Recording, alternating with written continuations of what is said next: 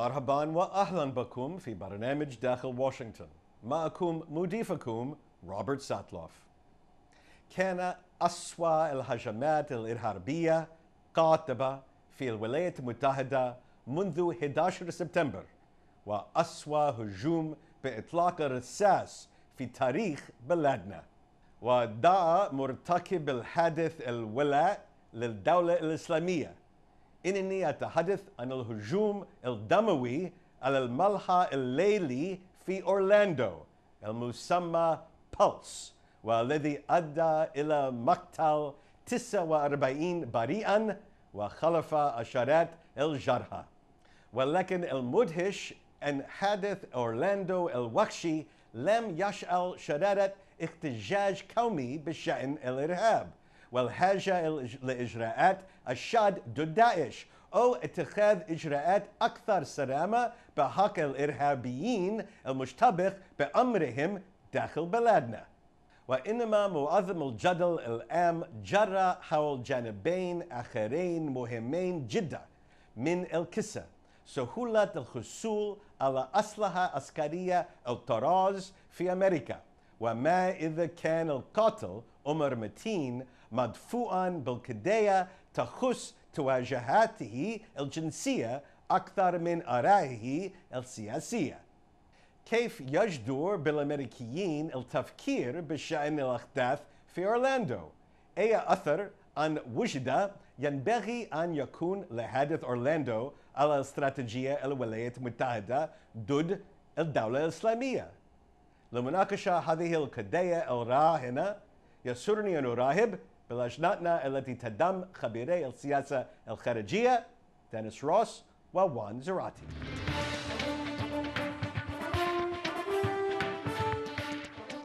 Welcome back to Dakhel, Washington. It was the worst terrorist attack on American soil since September 11th. We're talking about the attack at the Pulse nightclub in Orlando, Florida. Gentlemen, welcome. Thank you, Rob.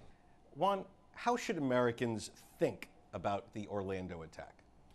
Rob, there's a couple ways of thinking about it. One is that, unfortunately, this may be the latest representation of a motivated, violent Islamic extremist who, for perhaps a variety of motives, has decided to kill fellow citizens in a dramatic way at a location that has cultural and political significance, and that represents yet another stage, especially after the San Bernardino attack, of the Islamic State and Al-Qaeda ideologies taking hold in the environment in a way that's more violent and more dispersed than before. A second part of this is the realization that we're moving into a different phase of terrorism itself, that the worry of deployed sleeper cells and organized attacks of the type we've seen in Europe and other parts of the world may not be the type of terrorism that we have to worry about. The type of terrorism is this more random, distributed model where soft targets, clubs, theaters, sporting venues are the targets of choice as opposed to government facilities or even aircraft. And so a realization that the nature of terrorism itself, with this metastasized ideology and inspiration, may be taking on a different form in the homeland. And that's something very different in material for the American public. We've certainly had other attacks, Fort Hood, Boston Marathon, but this is now happening at a quicker pace and with the significant effects, the body count, the most significant mass shooting in American history.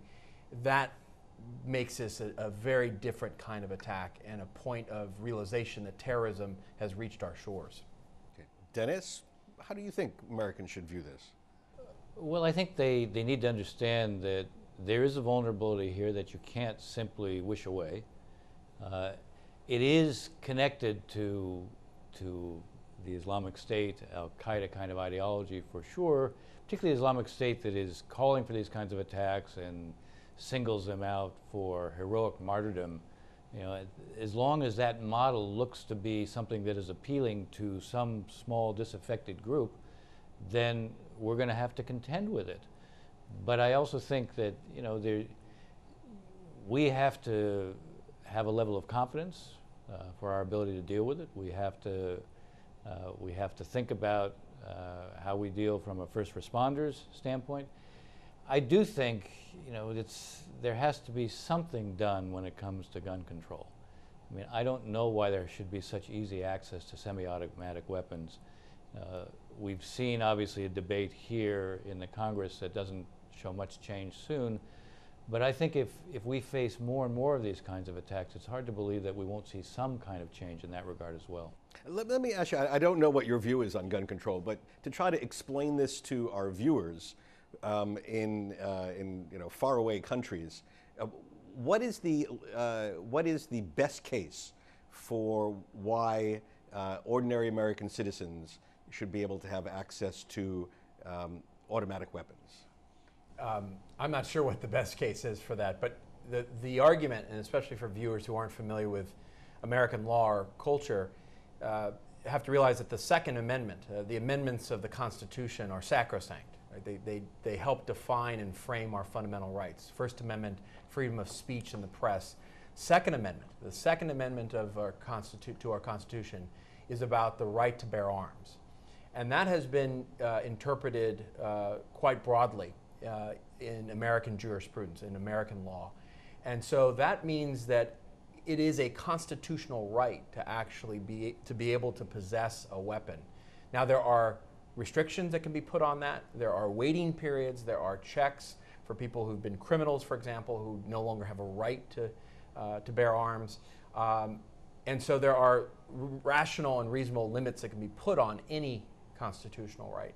So the debate is around that. What is the rational, reasonable limit? And I agree with Dennis. I think there should be certain limits, of course. And I think in the terrorism context, there has to be a realization that another principle other than defending the Second Amendment, which is sacrosanct, is also that terrorists should not get their hands on weaponry while in the United States. We should do everything possible to make sure that doesn't happen. So the U.S. keeps a broad list of terrorists. We keep different subset lists to keep, for example, terrorists off planes, ones that we're worried about. These are individuals who haven't been convicted of any crimes necessarily, but about which we have information that is troubling. You mentioned something in one of your earlier questions about previous attacks. Now, we've had periodic attacks, Fort Hood, San Bernardino, Orlando. And Americans tend to absorb them and then go on with their business. When does that hit a different threshold? God forbid. I mean, is there a point at which Americans take a different path? Dennis? I think we, as a society, tend to react and take different courses when something of great drama takes place in a kind of repeated way. What I'm getting at is, as bad as Orlando was, as horrifying as it was, if we were to see something where the numbers were dramatically greater, if you talked about sporting events, if you had something where the numbers were on the order of 9/11, then I think fear dominates. If you look at in our country, we've always had this, there's a balance between the rights of the individuals and the rights of the community. And how do you balance those? The whole issue of civil liberties is something that is sacrosanct at one level, but when threats come to dominate, then you look for ways to limit the scope of that. We saw that after 9/11. You could see it here. If you had the domestic equivalent of that take place again, then I think you have a kind of, at least for some period of time, you see a kind of, I think you see a change. I think back to the riots in Los Angeles, and at the time, there was for that several days, the preoccupation was security, not civil liberties. The preoccupation was security, and that's what you'd have to have, something of such drama that seemed to touch everybody in the country and where everybody in the country felt vulnerable. And if you had that, then you'd recreate something along those lines. So it's more size than frequency. I think so. I agree with that, but I think there are two other factors here. One is if you had a quickening pace or frequency of these, I think that would begin to change the dialogue and the sense of fear and dread, especially if sites that are considered soft and normal Right. for everyday life begin to be threatened, and you begin to see sort of the natural security that's put in place, magnetometers, security guards, bomb dogs in places you wouldn't otherwise see, where the texture of life begins to change. I think that would be one dimension. The second is, and this is something that's troubled me with the series of attacks we've seen in Europe and even this Pulse attack in Orlando, is that the terrorists, even if they're acting in an undirected way, understand what are strategic targets. What are meaningful targets that actually implicate broader social or political issues? The Charlie Hebdo attack is a good example in terms of the limits of speech. Even the attack on the kosher market, the question of whether or not Jews in France feel safe. And now you have French security all around Jewish sites. In the United States, a gay nightclub that's hit. And so if you were to have not only a frequency around these, but then a series of attacks that have political or social significance, that raise issues around immigration, raise issues about gay rights, raise issues about freedom of speech, that also has a way of changing the texture of the sense of our country and begins to alter. The one thing I would say, though, which is good news, is I think we've answered the question, and it's been a question, especially in the counterterrorism community in the United States, as to whether or not American society is resilient enough. Can the United States be like Israel, which can absorb the shocks of these frequent attacks? I think we've demonstrated through this theme of Boston strong after the Boston Marathon bombing, after what we've done post this Orlando attack, the society is resilient. We're not going to eat each other alive. We will survive. The question now is, can we make sure that terrorism doesn't reach a critical mass and that we don't have more incidents like this at a frequent pace? The real issue is the question of vulnerability. Vulnerability. Yes, the more vulnerable people feel, the more demands they'll make to ensure that they don't feel that way. But it does raise the point of Israel. Israel becomes a kind of model where, okay, you adopt a lot of the measures the Israelis have and life goes on. Okay, we'll come back to talk more about the connection between Orlando and American foreign policy abroad with our guests in just a minute.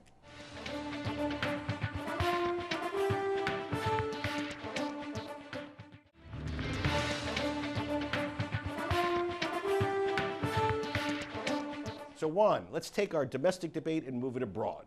So what impact, if any, should Orlando have on our strategy to fight the Islamic State? Well, I think it's impacting immediately, and you've seen this in the debate in Washington, around whether or not we have been aggressive enough, whether or not we've been forceful enough in diminishing the ability of ISIS to not only control territory in the Middle East, but to send foreign fighters out and to be able to message forward. And so it has sparked this debate as to whether or not we have enough urgency around the attacks and the fight against ISIS, whether or not we're taking enough territory quickly enough, and frankly, whether or not we're doing enough to deal with the underlying ideology, which is proving attractive, even if it's to a vast minority of people, still attractive enough to have individuals walk into a nightclub and shoot fellow citizens. So it has sparked that debate, and I think you're going to see, and you've seen this with the Secretary of Defense's comments about the need for greater urgency, a tie between what's happened in Orlando and what's happening in Raqqa, and the need to take Raqqa and Mosul back from ISIS and to not allow them to have any breathing space, whether it's for messaging purposes or for recruiting foreign fighters. That has now become a more central part of the debate around our counterterrorism policy. I mean, we've had some tactical successes out in the Middle East, but people don't see that we're winning, and people don't think that we're winning. Well, part of the reason for that, though, is that the most symbolic symbols of the Islamic State's success was Mosul and Raqqa. Raqqa, the capital of the state, Mosul, the second largest city in Iraq. Until they lose the key symbols of their success, it's going to be hard to demonstrate that we're really winning. And the wins that we have are triggering a greater impulse on their part to produce terror on the outside to show they're still there. So that's why you have to defeat them in terms of the biggest symbols of their success, in no small part, not just because they are symbols of success, but because they claim to have a divine mandate. Now, if they're losing what were the most clear manifestations of their success, it becomes harder to maintain the case that they have a divine mandate. I've argued that we need to do some other things. We need to use social media platforms differently.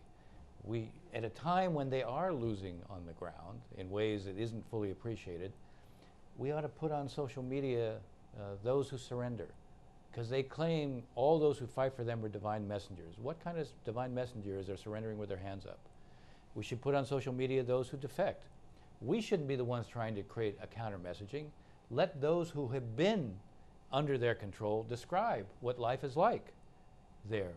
This isn't the form of great justice that they claim it to be. And lastly, we need the Sunnis. Now, we can't get the Sunnis in terms of tribes and clerics and leaders into this so long as we aren't prepared to do anything against those who seem to carry out an onslaught against Sunnis, meaning Bashar al-Assad, meaning the Iranians. We need to show that we recognize the nature of that threat. We need to show that we're prepared to take it on. The more we're prepared to do in that regard, the more we then have, I think, the ability to influence Sunnis to join with us in a fight that is our common fight. Right now, our priority is ISIS. Their priority is Iran, and those who they see as threatening Sunnis. So when ISIS claims to be the protector of Sunnis, we have to do more with the Sunnis to show that's not the case. The other thing that's dangerous here, though, is that the Islamic State has expanded beyond that territory. So I completely agree with Dennis. That's the center of gravity. But they have these provinces, these wilayats, in places like Libya, and control other cities like Sirte. And so to the extent that they control real territory, real resources, that's a problem. And it's a demonstration of some degree of momentum. Even if they're losing territory in Iraq, they're gaining elsewhere. They've also been able to demonstrate that they can attack far afield from where they have physical locations. So even in Iraq, when Fallujah was under assault, they've been able to attack in Baghdad. They've been able to attack in Beirut, in Bangladesh. They've resurrected cells in Yemen and parts of the Gulf, including Saudi Arabia. They've had attacks in Southeast Asia. Of course, Paris, Brussels, and inspired in the United States. And so there is a sense from their perspective of some degree of momentum. And I think we have to take that perception of momentum away, and we actually have to take physical resources and territory away. That's hard, it's difficult, relies largely on allies on the ground, but we've got to do it. Otherwise, the sense of inspiration will be there, and I think this will metastasize even more quickly if we don't get in front of it. Now, in recent weeks, I've heard from both American and European security leaders surprising optimism about the military challenge, and they often say that the most serious challenge that we face is what they call the day after. Right. What does that mean, and are they right? Well, I think they are right, because you look at the Islamic State, it is a successor to Al-Qaeda in Iraq. Al-Qaeda in Iraq was defeated, but a vacuum was left. And you had a combination of an Iraqi government led by Maliki that was completely sectarian and that oppressed Sunnis. You had Assad in Syria that, again, oppressed Sunnis. So unless there's a kind of Sunni governance in the aftermath, we're going to face the problem that you're going to get son of ISIS.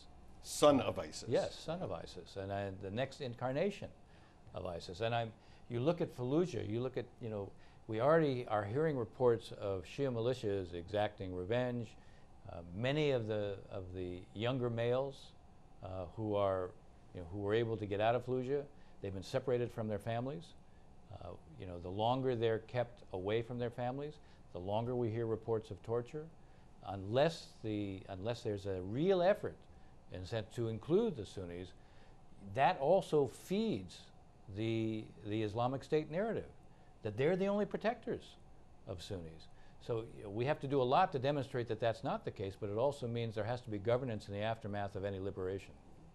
And if you look at how Daesh or ISIS has controlled these territories, and ultimately how these cities like Ramadi and Fallujah are destroyed, where over 90% is in essence destroyed, you not only have a crisis of governance and confidence that Dennis is describing, but crisis of the economy and of refugees and humanitarian problems. And so the son of Daesh, or Daesh 2.0, becomes a real possibility if there isn't a plan for how you deal with Sunni disenfranchisement, governance, the economy, and those are huge problems. And huge problems if you look at not just Iraq, but also what's happened in Syria with the destruction there. So we've got a real long-term mess on our hands, and if we've got an organization that's willing to mobilize and train people, and that's trying to train and educate the next generation, which ISIS is doing, that's a really dangerous elixir. And I think that's why we've got to get ahead of the problem and then deal with the day after. Very good. Thank you, gentlemen, for a fascinating discussion about a very tragic and terrible event, the Orlando shooting. Thank you.